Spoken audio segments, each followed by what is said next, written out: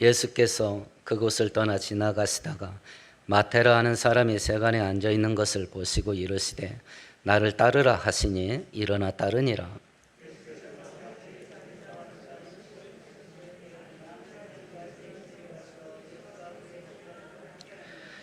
바리새인들이 보고 그의 제자들에게 이르되 어찌하여 너희 선생은 세리와 죄인들과 함께 잡수시느냐.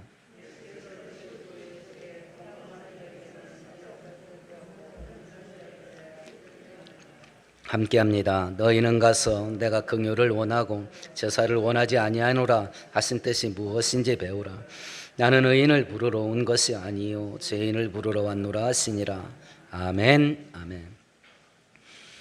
오늘 본문은요, 예수께서 마태라고 하는 제자를 부르시는 사건을 기록한 본문인데요. 예수께서 어떤 사람을 제자로 부르는가? 두 번째는 제자로 부름을 받은 사람들은 어떤 반응을 보이는가?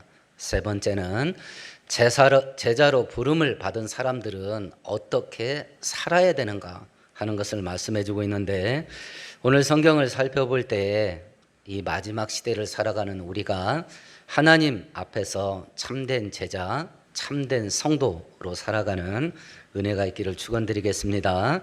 먼저 9절을 함께 같이 읽습니다. 예수께서 그곳을 떠나 지나가시다가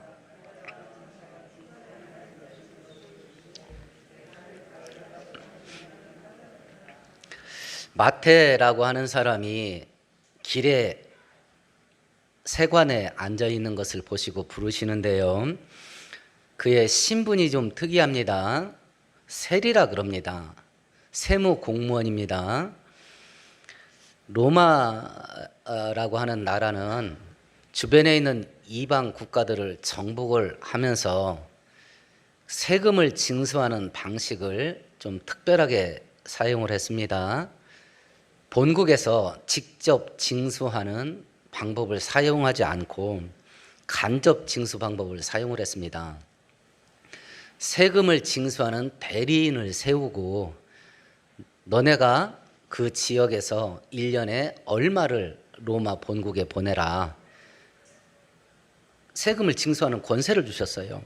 만일 저항이 일어나거든 로마 군대의 지원을 받을 수 있다. 그러니까 두 가지 권한을 준 겁니다. 첫 번째는 세금 징수 권한, 두 번째는 로마 군대를 이용할 수 있는 권한, 그 두 개를 준 겁니다. 그리고 얼마를 걷어들이는지 상관 안 했어요. 동구 지역에서 1년에 100억 걷어서 올려라 라고 하고 세무 대행자를 임명을 합니다. 그 사람이 뭐 1000억을 거두든지 2000억을 거두든지 상관 안 했습니다. 자기네들은 100억만 받으면 돼요. 그러면 이 세리가 얼마를 걷었겠어요? 자기 마음대로 걷는 겁니다. 그럼 세리는 부자였겠습니까? 가난한 사람이었겠습니까? 부자였습니다. 우리나라 일제시대 생각해 보셔요. 우리 동족에게 이런 일을 하는 한국인이 있다고 치십시다. 그러면 우리 조선 사람이 그 사람을 어떻게 보겠어요? 똑같은 입장입니다. 매국노입니다. 동족의 가죽을 벗겨먹는 상종을 하지 않는 족속이에요. 신약시대에 이스라엘 백성들 가운데 세리는 유대인들이 유대인이지만 저건 사람도 아니야라고 취급한 부류가 두 부류가 있습니다. 첫 번째는 매춘부, 두 번째는 세리입니다. 돈은 많이 법니다. 떼돈 법니다. 흥청망청 살 수 있습니다. 그런데 동족들에게 왕따 당합니다. 사람 대우를 못 받습니다. 지금 우리 입장에서 보면 다른 사람이 나를 욕하거나 말거나 나만 잘 먹고 잘 살면 최고 아니겠습니까? 그런 역할을 하고 있는 마태에게 예수님이 다가간 겁니다. 정통 유대인 관점에서는 상종도 안 하는 인간입니다. 저건 사람도 아닙니다. 어떻게 로마 앞잡이가 돼가지고 동족에게 고열을 빨아갑니까? 그런 세리들에게 예수님이 다가갑니다. 세상이 복잡해져서요. 우리 목사들도 이제 옛날에는 생각지도 못했던 일들로 고민해야 되는 시대가 됐어요. 한 10여 년 전 일로 기억이 되네요. 후배 목사가 개척을 했는데 어떡하다 식사를 하게 됐는데 고민이 있다고 얘기를 해요. 뭔데 그랬더니 티켓다방 아가씨가 자기 교회에 왔대요. 교회를 처음 개척하면 사람 하나 오면요 눈이 막 띵그레집니다. 저도 개척하고 1년을 죽어라고 전됐는데 10명 찼습니다. 성도 10명 됐습니다. 그런 교회에 성도 하나가 왔어요. 얼마나 귀하고 반가워요. 아 근데 티켓다방 아가씨야. 매칭도 같이 했잖아요 예전에는. 반갑기는 한데 뭔 사고 날까봐 막 겁이 나가지고 막 조마조마한 거예요 매주. 그래서 그 성도 때문에 너무 고민이 된다 이야기를 하더라고요. 우리 교회 동성애 하는 분이 오면 어떻게 해야 되나? 우리 교회 매춘하시는 분이 오면 어떻게 하나? 우리 교회에 마약에 중독된 사람이 오면 어떻게 해야 되나? 과거에는 상상도 못했던 일들을 저를 쳐다보는데 막 이렇게 이 정이 뚝뚝 떨어지는 눈으로 어떤 남자가 나를 보면 내가 어떻게 해야 되나 이걸 어떻게 해야 되나? 물론 이런 극단적인 경우에는 어떤 방어막이 작동이 될지도 모르겠습니다. 근데 이런 경우가 아니라 나하고 좀 스타일이 달라. 아 가까이 하기 좀 버거워. 이랬을 때 우리가 상호간에 어떻게 하나? 우리가 상호간에 우리 조선 초대교회 역사 속에 이런 오류들이 굉장히 많았습니다. 게일 선교사님이라는 분이 조선에 오셔서 세운 교회가 연동 종로 5가에 있는 연동교회라는 교회가 있습니다. 한 120년 됐습니다. 이제 조선 백성들이 많이 모여서 장로를 세워야 될 형편이 됐습니다. 그래서 투표를 했습니다. 양반들이 떨어지고 갓바치가 됐습니다. 짐승의 가죽으로 물건 만드는 장인이죠. 특별히 이제 가죽 신발 만드는 사람을 갓바치라고 했는데 조선시대 장인들은 전부 천민이었습니다. 그러니까 양반이 떨어지고 천민이 된 거예요. 양반들이 어떻게 했을까요? 교회 다 나갔습니다. 그리고 묘동교회를 자기들끼리 모여서 새로 개척했습니다. 지금 이런 세리에게 다가가서 그의 집에 가서 예수께서 식사를 했어요. 그러니까 정통 유대인들이 어떻게 그런 놈하고 어울리냐고 지금 예수를 공격한 거예요. 지금 이런 일들이 우리 교회에서도 있단 말입니다. 우리 교회에서도. 무어 선교사님이라는 분이 승동교회라는 교회를 개척했는데 이 교회도 부흥이 돼서 장로를 뽑았습니다. 백정 출신의 박성춘이라는 성도가 장로가 됐어요. 양반들 다 나갔습니다. 심지어는 이때는 평민까지도 나갔어요. 평민까지도. 그리고 안국동교회로 새로 개척해서 자기들끼리 모였습니다. 이제 좀 아름다운 얘기를 해볼까요? 충남에도 금산군이 있는데 전북 김제군에도 금산면이라는 면이 있는 것 같습니다. 거기에 금산교회가 아주 우리나라 그 기독교 사적입니다. 조덕삼이라는 장로가 있었습니다. 할아버지가 고려문 통해서 청나라에 무역을 해가지고 엄청난 돈을 벌었습니다. 그분의 아버지는 금강 사업을 해서 떼돈을 벌었습니다. 본인도 마방을 운영했습니다. 요즘식으로 말하면 여관입니다. 여행객들 이렇게 투숙하는 여관을 운영을 해서 김제 재벌입니다. 그런데 데이트 선교사님이 전라도 지역에 복음 전하러 왔다. 그 마방에 묵게 됐어요. 그리고 사장에게 전도를 한 겁니다.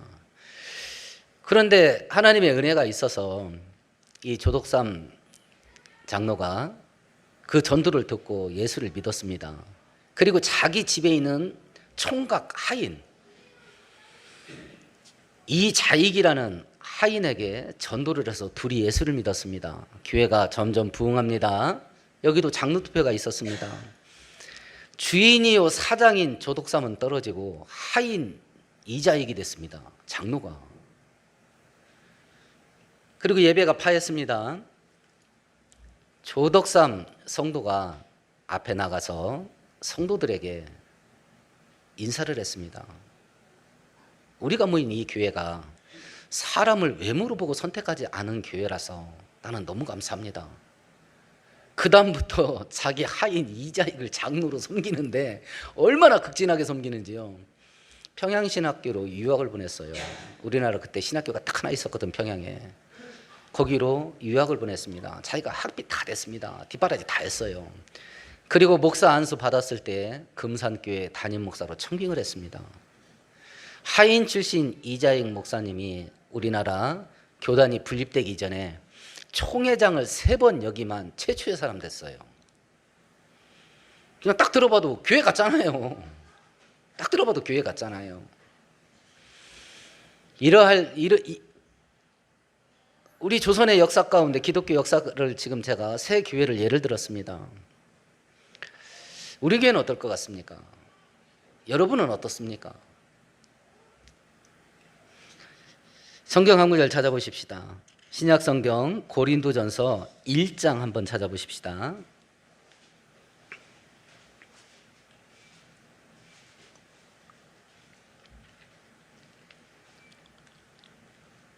27절 28절을 같이 읽습니다. 그러나 하나님께서 세상에 미련한 것들을 택하사 지혜 있는 자들을 부끄럽게 하려 하시고 세상에 약한 것들을 택하사 강한 것들을 부끄럽게 하려 하시며 하나님께서 세상에 전한 것들과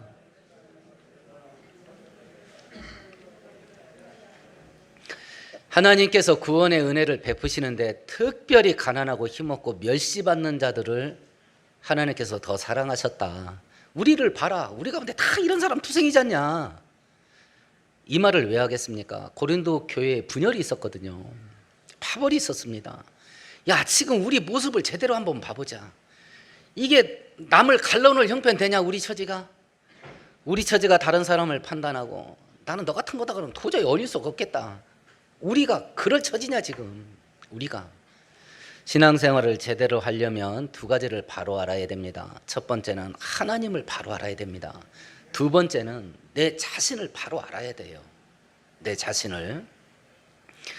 나의 본질이 어떤 특별히 나의 죄됨을 봐야 됩니다.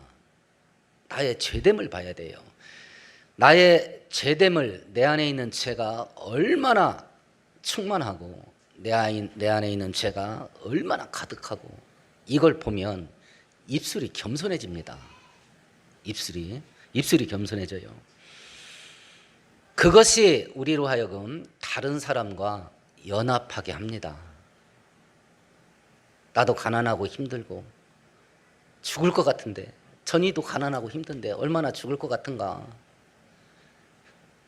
그러니까 서로 기대고 사는 거예요. 서로 기대고. 이런 예수의 구원의 은혜 베푸심 앞에서 하나님을 알지 못하고 자기의 죄됨을 알지 못하는 예수의 대적자들이 예수님을 공격하고 있는 겁니다. 이렇게 유대인들이 상종도 하지 않고 벌레 취급했던 마태에게 예수께서 다가가셔서 부르셨어요. 그때 부름을 받은 마태가 어떤 반응을 보이냐면 9절을 다시 한번 읽어보십시다. 예수께서 그곳을 떠나 지나가시다가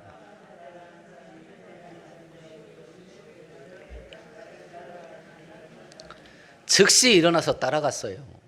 그러면 세리라고 하는 떼돈 버는 직장을 갖고 있는데 사표 냈을까요? 계속 운영했을까요? 우리는 압니다. 12제자 반열에 들어가면 생업 포기하고 예수님 따라다니는 겁니다. 사표를 낸 겁니다. 부름을 받은 자들은 어떤 반응을 보여야 되냐? 첫 번째, 시간적으로 즉시 순종합니다. 2번째, 정도면에서 100% 순종합니다. 이것이 부름받은 자의 반응이에요. 예수님은 하나님이십니다. 그래서 창조자셔요. 온 우주 만물의 주인입니다. 그래서 어떤 것을 언제 어떤 용도로 어떤 방식으로 써야 되겠다 하는 것을 결정할 권리가 하나님께 있습니다. 예수께서 예루살렘 순교당하게 돌아가시기 직전에 예루살렘에 들어갑니다. 들어가는데 특별한 행사를 치르죠. 평생 걸어서 다녔던 예수께서 이때는 나귀를 타고 들어갑니다. 왜냐하면 구약 성경에 너희에게 오는 구원자는 겸손해서 나귀를 타고 너희들에게 오리라. 그 예언의 말씀을 성취하기 위해서 하셔요. 제자 둘을 보냅니다. 건너마을 가면 나귀가 메어 있을 거다. 그러면 그걸 풀어서 가져와라. 사람들이 니네 왜 남의 걸 손대냐라고 묻거든 주가 쓰시겠다 해라. 주가 쓰시겠다 해라. 지금 마태를 쓰려고 하는 거예요. 마태를 쓰려고 하는데 반응은 그럼 어떻게 해야 되냐? 시간적으로 즉시 정도면에서 100%예요. 어찌 됐든지 항상 이 경우를 묵상을 하셔야 돼요. 묵상을 하셔야 돼요. 자라나는 자녀를 갖고 있는 부모라면 어느 날 하나님께서 야야 내가 네 자식을 좀 써야 쓰겄다. 그러면 뭐라 할 건가? 뭐라 할 건가? 막 작정 기도하고 하나님 왜 그러세요? 막 저한테 상담 와서 기도 좀 해주세요. 하나님이 그런 거 하지 말라고요. 막 이럴 건가? 이럴 건가? 원색적으로 한번 얘기해 볼까요? 내가 네 재산 좀 써야 쓰겄다. 네 돈 좀. 그럼 어떻게 반응할 건가? 시간적으로 즉시 정도면에서 100% 순종을 합니다.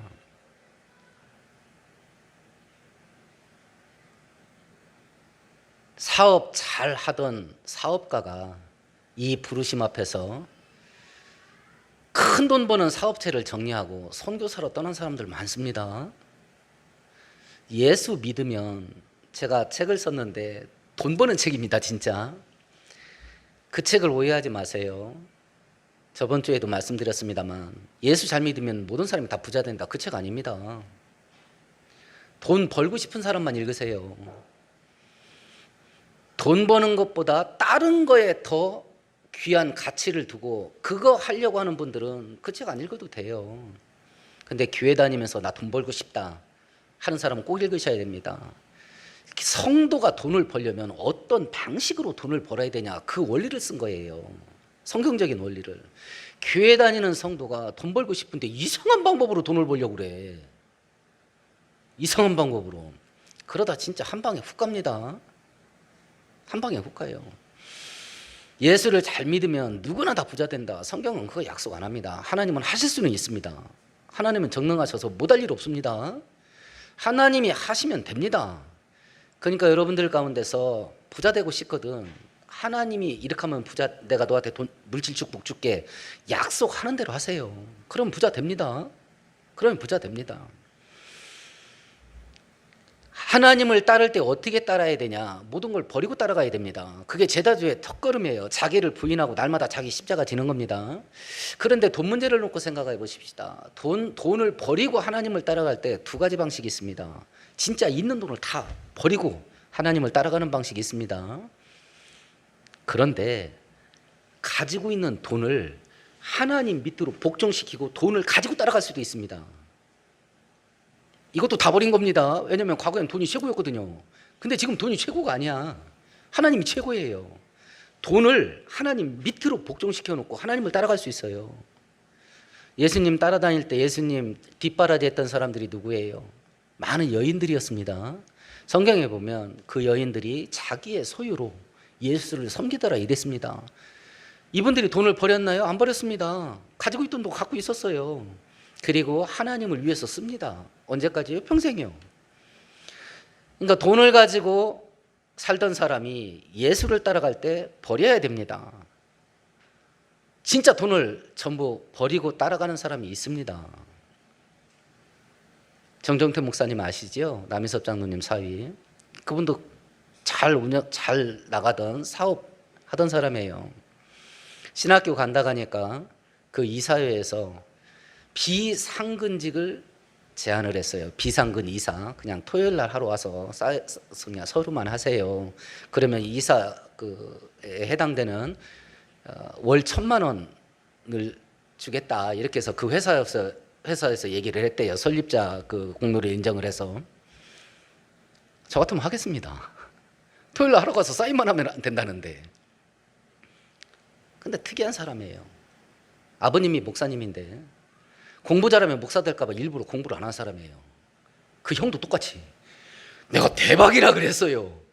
운전을 배우면 교회 승합차 운전해야 된다고 40대 때까지 운전면허증 난다는 사람이에요. 고국에 있으면 신학교 가라 갈지도 몰라서 원양어선을 탄 사람이에요. 그렇게 살던 사람이라니까요. 그런데 그 돈을 받으면 어려운 일 생기면 목회를 도망갈 것 같더래. 그래서 잘랐답니다. 그리고 지금 작은 교회 목사하고 있잖아요. 실제로 돈 다 버리고 가는 사람 있어요. 여러분 그러지 마세요. 그리고 마음을 닫을 필요도 없어요. 나는 여러분 물질 축복을 위해서 매일 기도합니다. 떼돈 버세요. 근데 하나님 밑에 복종시키세요. 그럼 돈을 버린 겁니다. 돈이 신이 아니니까. 어찌됐든지 어떤 형태로든지 부름이 있을 겁니다. 자식을 부르든지 내 인생을 부르든지 돈을 부르든지 내 재능을 부르든지 하나님이 내가 좀 쓰야 쓰겠다 하고 부를 겁니다. 그때 우리는 어떻게 반응해야 될 거냐? 시간적으로 즉시 정도면에서 100%. 아마 많은 성도님들이 이 정도 신앙생활을 해야 되겠다고 선을 그은 부분이 있을 겁니다. 그게 100%예요? 그게 100%입니까? 아니면 고민 한번 하세요. 세상 돌아가는 걸 잠잠히 생각해 보셔요. 오늘이라도 주님 오실 것 같지 않습니까? 마태복음 24장 재림 직전에 있을 징조들이 큰 덩어리로 동시에 터지고 있는데 오늘이라도 올 것 같지 않으세요? 오늘이라도 고민 한번 해보세요. 신앙생활을 어떤 형태로 해야 될 건지. 이런 자들에게 하나님께서 어떻게 보답하시는가? 하나님이 우리들에게 주실 축복이 있습니다. 상중하가 있습니다. 진짜 좋은 거. 이건 물질적인 것 같아요? 영적인 것 같아요? 이 땅에서 받는 것 같아요? 천국에서 받는 것 같아요? 이건 한 번은 뚫으셔야 돼요, 여러분들이. 한 번은 해결하셔야 됩니다. 그래야 시험 안 들어. 하나님께서 우리들에게 주려는 축복의 진짜 알갱이는 육적인 것이 아니라 물질적인 것이 아니라 영적인 거예요. 이 땅에서 받는 게 아니라 천국에서 받습니다. 그래서 하나님 관점에서 최고로 복된 성도는 북한 성도예요. 우리들은 저 생지옥에서 어떻게 사나 이러겠는데 하나님 관점에서 최고의 복된 성도는 북한 성도입니다. 이슬람 지역에서 예수 믿는 성도들이에요. 그러나 우리는 일부러 그런 데 갈 필요는 그렇다고 일부러 월북하지 마세요. 우리는 신앙의 자유가 있는 이 땅에서 자본주의 사회에서 마음껏 돈 벌 수 있는 땅에 태어났으니 이 자유로움 속에서 그리고 자유롭게 돈 벌 수 있는 세상 속에서 하나님이 나를 살게 했을 때는 이 자유와 이 자본주의 세계 속에서 돈 벌어서 내가 해야 할 뭔가가 있겠다라고 생각하시고 열심히 돈 버세요. 근데 가치는 하늘에다 두는 겁니다. 그래서 바울 사도는 이 땅에서 될 수 있으면 땅의 것으로 복을 안 받으려겠어요. 천국의 상급을 더 많이 받으려고. 그게 바울 서신에 나오고 있지요.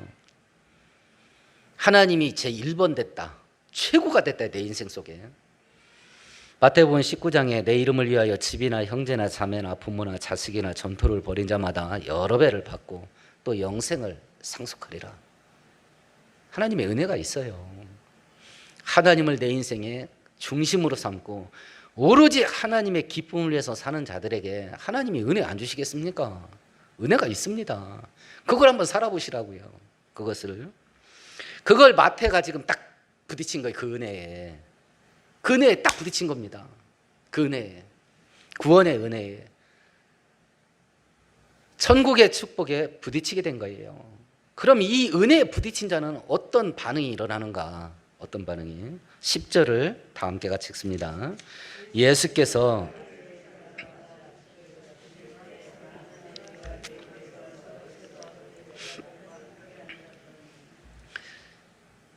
마태가요, 예수님 우리 집 갑시다. 그리고 큰 잔치를 베풀었어요. 지금 마태의 마음의 상태를 한번 분석해 보십시다. 즐거움, 기쁨, 짜증, 불평, 원망 어떤 거예요? 어떤 걸 것 같아요? 즐거움과 기쁨이겠지요. 예수를 만난 자, 예수를 제대로 만나면 가장 첫 번째 나타나는 반응이 뭔지 아십니까? 기쁨이에요. 기쁨입니다. 그 즐거움과 기쁨이 뭘 동반시키냐면 헌신을 동반시키는 거예요. 헌신을. 너무 좋은 거예요. 마태는 하급 세리였어요. 세무수 서장이 있었습니다. 누구예요? 세리장 삭개오입니다. 누가복음 19장 한번 찾아보십시다. 누가복음 19장입니다.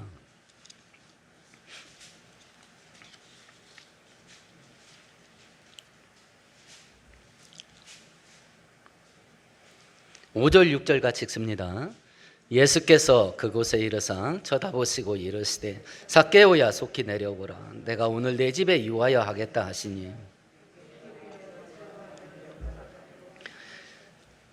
마태는 세무사 직원인데 삭개오는요 세무서 서장입니다. 여기는 도제불이야. 여기는 그가 예수님 보려고 하는데 키가 작아가지고 나무에 올라가서 기다리고 있었습니다. 예수님이 나무 밑에서 내가 너네 집 들러야 되겠다 가자 그러니까 그 지방 유지 그 재벌 삭개오가 쪽팔리잖아요. 나무에 올라가서 애들처럼 난쟁이잖아요. 그런데 첫 반응이 뭐였냐면 즐거움과 기쁨이었습니다. 신앙생활하는 거 재밌으세요?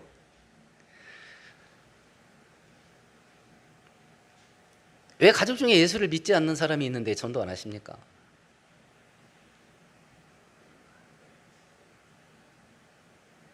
성경은 뭐라고 말하면 예수를 제대로 만나면 즐거움과 기쁨이 첫 번째 반응이에요.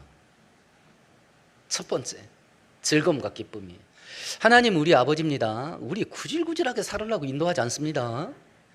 우리 칙칙하게 살으라고 데려가지 않습니다. 하나님 우리 아버지입니다. 우리가 행복하기를 원하세요. 그래서 아담과 하와 만들어 놓고 제일 먼저 준 게 뭡니까? 축복을 선포했잖아요. 생육하고 번성하고 땅에 충만하라고. 너 진짜 재밌고 행복하게 살아라 그랬잖아요. 남자 혼자 적적하게 삽니다. 아유 혼자 사니까 안 되겠어 하고 아내를 만들어주잖아요. 재밌게 살으라고. 그게 우리 아버지세요. 지금 신앙생활하는 거 재밌으세요? 행복하십니까? 하나님이 내 인생을 어떻게 이끌어갈까를 생각하면 막 심장이 벌렁거리십니까? 기대감 때문에. 없다면 이유가 뭐예요? 없다면 이유가 뭡니까? 없다면 구원의 감사와 감격 꼭 회복하셔야 됩니다. 꼭 회복하셔야 돼요. 첫 번째 반응은 즐거움과 기쁨이었습니다. 두 번째 반응은 뭐였냐면 이 자리에 자기 혼자 예수님을 대접하지 않았습니다. 자기 동료들. 돈은 많이 벌지만 여기서도 요거도 먹고 저기서도 요도 먹고 밤길 가다 보면 돌멩이도 날라오고. 성경에 보면 젤롯 땅이라는 말이 있습니다. 예수님 12제자 중에 젤롯이 있었죠. 가룟 유다가 아니고 젤롯인 유다가 있습니다. 젤롯이라는 단어가 뭐냐면 뜨겁다, 열심 있다 이런 뜻이에요. 이 사람들은 우리 일제시대로 표현을 하면 독립군들입니다. 그래서 이 사람은 열심당 혹은 단도당이래요. 단도. 짧은 칼, 단검을 망토에다 숨기고 다니고 로마 앞잡이들이 길 가다가 푹 찌르는 거예요. 그런데 12제자에 세리 마태가 있고 젤롯인 유다가 있어요. 세리 마태가 그 사람 보면 얼마나 오고미절했을까? 그 독립투사거든요. 세리도 테러 대상이에요. 얼마나 오고미절했을까? 얼마나. 그 멸시받는 자기 친구들 다 불렀어요. 왜 불렀을까요? 야, 내가 이 양반을 만났는데, 야, 이 양반 이런 사람이야. 소개시키는 거 아니에요. 소개시키는 거. 예수를 제대로 만나면 첫 번째는 즐거움과 기쁨입니다. 두 번째는 그 예수를 말을 안 할 수가 없어. 전도예요. 요한복음에 봐도 예수를 만난 안드레, 베드로 동생이지요. 예수를 만나자마자 제일 먼저 누구한테 가요? 자기 형 베드로 찾아갑니다. 그리고 예수께 데려가요. 빌립이 예수를 만나고 그날 누구를 찾아갑니까? 나다나엘을 찾아갑니다. 선지자가 말했고 율법에 기록된 그니를 내가 만났다. 메시아란 뜻입니다. 나사렛 예수다. 나다니엘이 말합니다. 나사렛에서 무슨 선한 게 있냐? 그럼 가보자 하고 데려갑니다. 전도는 누가 합니까? 전도 훈련받은 사람이요? 전도 은사가 있는 사람이요? 교회 오래 다니는 사람입니까? 성경을 많이 알고 있는 사람입니까? 그래서 나는 거기 어디에도 해당이 안 돼서 나는 전도할 사람이 아니야 이러고 있습니까? 성경에 보면 전도를 누가 하냐면 첫 번째 예수를 만난 자가 언제 전도하는가? 그날부터 합니다. 그날부터 합니다. 자, 이제 주제가 전도로 옮겨갔네요. 마음속에 다른 사람 데리고 온 건 둘째치고 나 혼자도 겨우 왔다. 지금 그런 마음이십니까? 제가 섬겼던 교회에 전도잔치를 하는데 한 집사님이 우스갯소리로 그런 얘기합니다. 막 한 달 정해놓고 막 계속 직분자들 몇 명씩 작정하라고 하고서 뭐 부교육자들이 맨날 전화하잖아요. 작정했냐 안 했냐, 사람들 그날 초청할 사람 확보했냐 안 했냐 계속 막 전화로 체근하고 막 그렇게 하지요. 총동원주의라면. 그랬더니 이분이 화장실에 앉아 있다가 이제 저한테 전화가 왔나 봐요. 그랬더니 목사님이 전화하니까 나오던 똥도 안 나옵디다 그러더라고. 나오던 똥도 안 나온다고. 교회에 오면 딱 앉는 자리 딱 정면에다가 당신이 여기에서 일하고 있는 사이에 바깥에 있는 사람은 지옥에 갑니다. 그 스티커 붙여놓잖아요. 그럼 똥도 안 나온다고. 똥도 안 나와요. 마귀가 제일 무서워하는 거 성도들이 전도하는 겁니다. 성도들이 제일 무서워하는 거 전도하라고 말하는 겁니다. 전도는 마귀도 무서워하고 성도도 무서워해. 이게 무슨 조화수이게 이게 대체. 이게 주변에 전도하시는 분이 있을 겁니다. 하나님이 반드시 축복합니다. 첫 번째, 본인 신앙이 뜨거워져. 본인 신앙이 뜨거워. 본인 신앙이. 두 번째, 최소한 물질과 건강복은 받습니다. 하나님이 가만두시겠습니까? 그러니까 오늘날 우리가 복 받으려고는 안 하는데 하나님이 복 준다는 일을 안 해요. 복은 받고 싶은데 하나님이 복 준다고 하는 일을 안 한다니까요. 그래서 현대 기독교인들은 복 받는 방법을 몰라요. 복 받는 방법을. 이런 복되고 즐거운 자리에 예수님이 참석했다고 막 주변에서 이제 욕을 하고 난리가 난 겁니다. 어떻게 그런 놈들하고 어울리냐 이렇게 된 겁니다. 예수께서 책망을 하십니다. 우리 13절 같이 읽어보십시다.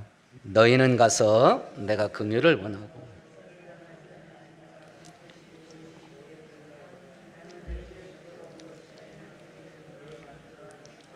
나는 제사를 원하지 않는다. 유대인들은요 아침 저녁으로 성전에서 번제 드립니다. 아침 번제 저녁 번제 막 제사 드릴 때 되면요 칼같이 드립니다. 그러니까 예수께서 너네들이 제사 안 드린 거 하나도 없다. 근데 나는 그거 안 원한다. 왜 그렇죠? 제사를 드리는 행위는 있는데 제사를 드리는 사람 마음속에 하나님이 없습니다. 마태복음 바로 앞에 있는 말라기 1장 한번 보십시다. 구약성경 맨 끝에 있는 거 말라기 1장입니다.